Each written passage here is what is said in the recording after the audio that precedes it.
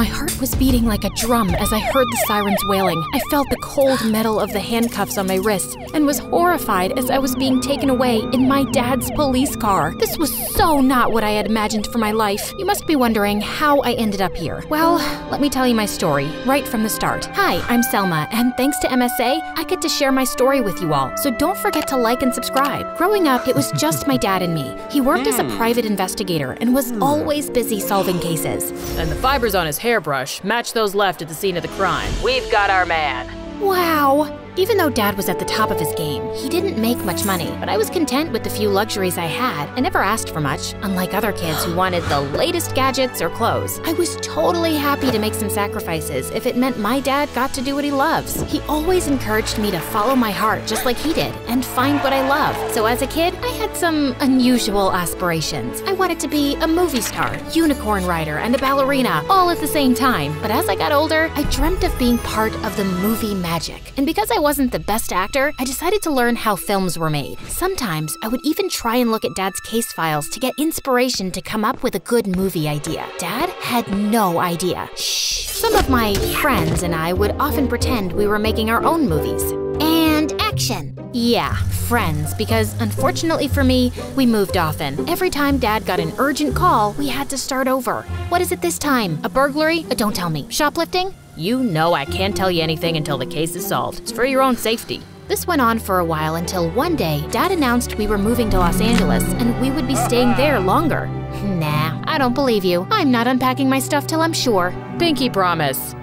Okay, anything for you, but I have to navigate through a new school, again. I'm sure it'll be fun here. After all, it's Hollywood. He was right. This put me one step closer to becoming a filmmaker. At my new school, I was nervous to redo the whole making new friends thing. For luck, I wore my favorite t-shirt to help give me confidence. I assumed, since it was LA, most kids at school would have a passion for movies, but I was in for a surprise when I was told there was no movie club at school. So I got permission from the principal and created one. After school tomorrow? Sick! This is gonna be so fun. I was so excited for the first meeting and stayed up all night prepping. Well, I shouldn't have gotten my hopes up. Wanna know why? 'Cause nobody showed up. I was just about to give up when a boy who looked like he was in a boy band entered. Is this the movie club? I guess I'm the star of the show today. Yeah, yes, please, come right in. Wanna know why the Scarecrow got an Oscar? Excuse me, what? Because he was outstanding in his field. Duh. Why did I laugh? That was silly.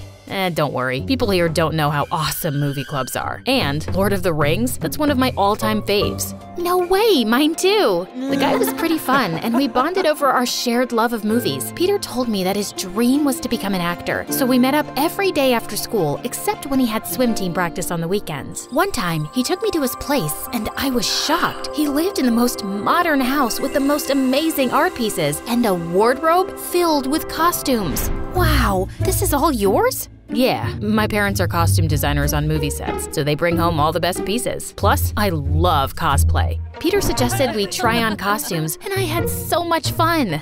Whoa, you're the most beautiful elf.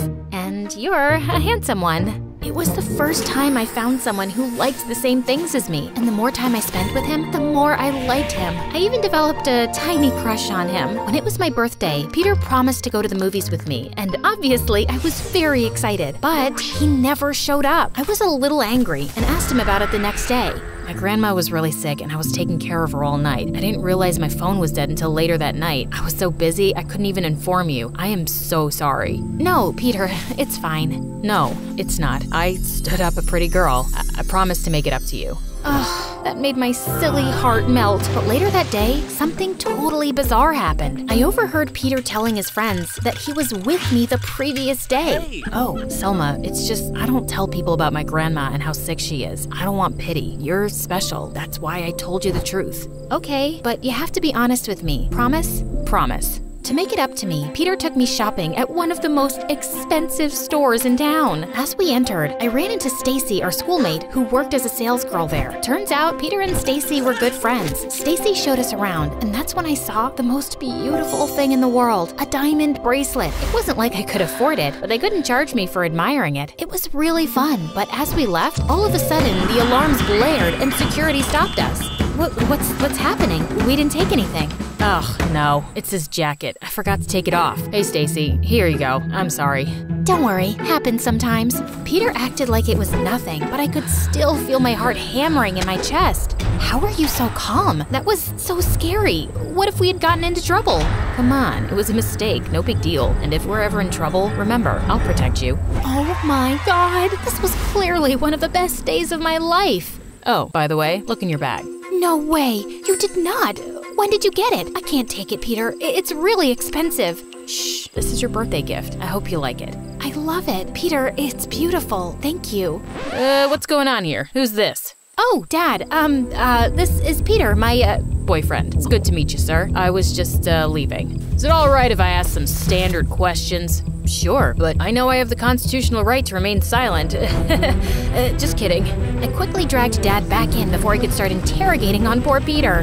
How'd you meet him? Tell me everything about him, or else I'll have to look into him my way. And was he gonna kiss you? Yuck. Ugh, Dad, this is embarrassing. I met him at school, and he's the sweetest and so talented, and we have many things in common. He looked very scared to me. Does he know me? What is this? Looks expensive. Peter got it for me. And before you doubt how a high schooler can afford this, you should know his family is quite rich. So don't go digging around for information about him. I like him, okay? In the following days, Dad was busy with work, and I spent all my time with Peter. But on one date night, he was so distracted because his phone kept ringing constantly. And I'm not proud of what I did next. I found more than 10 missed calls from Stacy. Why was she calling? I was dying to ask him, but I couldn't speak after I saw the bill. Don't worry about it. Dinner's on me. Peter, maybe next time we do small little things that don't require you spending so much money. I feel guilty. I don't mind. When we got to my place, Dad rushed out. Selma, sorry, urgent work call. I gotta go, sweetie. Nice ride, Peter. I knew that look. That was his detective face. But thank God, whatever that urgent work call was about kept him pretty busy. Unfortunately, once he returned, he had tons and tons of questions about Peter. So many that I finally snapped. Can you just stop it? I'm finally settling in. Finally, I have someone who loves the same things as I do. I'm feeling accepted, and you start with your detective work. Just let me and Peter be. Dad, I really like him. Selma, I was just trying to look out. Don't look out for me. Dad, I need to experience the world myself. I won't be your little girl forever. You're right. I'm sorry, honey. Over the weekend, I was home alone and bored, so I decided to surprise Peter at his swim practice, but I couldn't find him anywhere. When I asked around, I got the most shocking news. There's no Peter on this team. There must be some mistake. Check again. I'm pretty sure. What the heck? Peter was lying to me about it for months, even after he promised he wouldn't lie again? But why? I had to find out. Hey, do you want to go to the carnival now? Selma, on weekends I have swim practice, remember? I'll see you on Monday. Gotta go. Liar. I had so many thoughts and questions, and in the back of my mind, I knew it had something to do with Stacy. Ugh, I was so angry that I ignored all of Peter's calls and texts for the entire weekend. But at school, he stopped me and literally begged me to meet him at a cafe nearby after class. Okay, before I continue my story, I gotta say something. You know it takes only 10 seconds to tie your shoelaces, and it takes 9 seconds to fall in love with someone. But do you know how many seconds it takes to make a stupid decision? 1 second. Agreeing to meet Peter at the cafe was the stupid decision that changed my life. When I got to the cafe, I spotted him with Stacy and instantly saw red. She's why you lied about swim practice? Selma, what do you mean? Cut it out, Peter. I know you've been seeing Stacy behind my back. Hey, first of all, ew, I would never date this loser. He's like a brother to me. What? Look, Selma, I'm sorry I lied, well, actually, on weekends, I do community service. I got a couple of speeding tickets. I'm not proud of it, and your dad's this grumpy cop. I was afraid that if I told you, you'd hate me. Please, forgive me. I was skeptical, but when he showed me those puppy dog eyes, I forgave him. Fine, but this is your last chance. So why did you ask me to come here? Why is she here? Actually, I need Peter's help to get things from my boyfriend's place when the creep's not around. I wanted backup, so you can help too. You know, it'll be quicker. It's fine, I can help. And if your ex creates any trouble, I can ask my dad to help. He's a detective. That weekend, I met up with Stacy and Peter, and we went over to one of the biggest houses I'd ever seen. 2 times bigger than Peter's. I assumed Stacy knew the passcode for the house, but after a couple of tries, she broke in instead, and quite easily. I can't believe he changed it again. Okay, we have very little time before he gets back, so sweep the place, and if you find anything that doesn't look like it belongs to a man, grab it. I looked around and picked up all of our clothes and put it in the bag Peter gave me, and once I was done, I found Stacy and Peter grabbing all of the expensive art pieces. Is all of that really yours? Why are you taking it? It's mine. Trust me. Pick up those decoration pieces, Selma. Come on, chop chop. I could tell something was definitely fishy, so while Peter and Stacy weren't looking, I dialed 911. Peter, this isn't right. I think I know you guys are stealing. Bingo! Took you long enough, but hey, you're robbing the house too, just like us. How do you think I got you that? Yup, stolen, and you're wearing it. Now you're a part of the gang. Surprise! I felt my head spinning. I couldn't believe Peter would do this. I knew I had to come up with some way to get out of there. Dad, I am so sorry. As if Dad heard me, suddenly he barged in through the door with other cops behind him, like a hero. My hero. Apparently, he had a location tracker installed on my phone and knew where I was. I know, invasion of privacy, but thank God. I'm so glad you're safe. Oh, we've been looking for this one for weeks. Finally, you're busted. Your own daughter is with us. If we go down, she goes down too. And that's how I ended up in the back seat of my dad's car with my hands cuffed. But to Peter and Stacy's utter dismay, the moment I reached the station, I was set free. Cause since I had dialed 911, the operator had heard everything Stacy had said. Still, how will you prove that we were part of the other robberies? It's not like anyone can recognize us.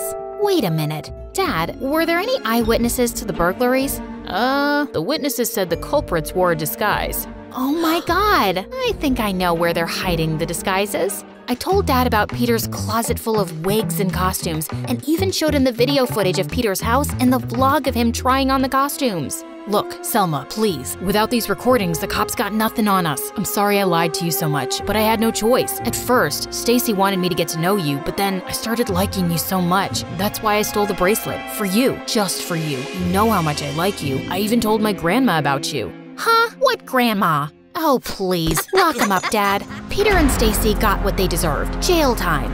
And I couldn't have done it without my daughter. Just a few months after my unbelievable experience, I made my very own movie, Dating a Criminal, all about my time with Peter. I even used the real footage, and that movie helped me get a full scholarship to my dream film school. Sometimes life throws us curveballs, and I was able to turn that into a life-changing opportunity. It's like a movie, only better.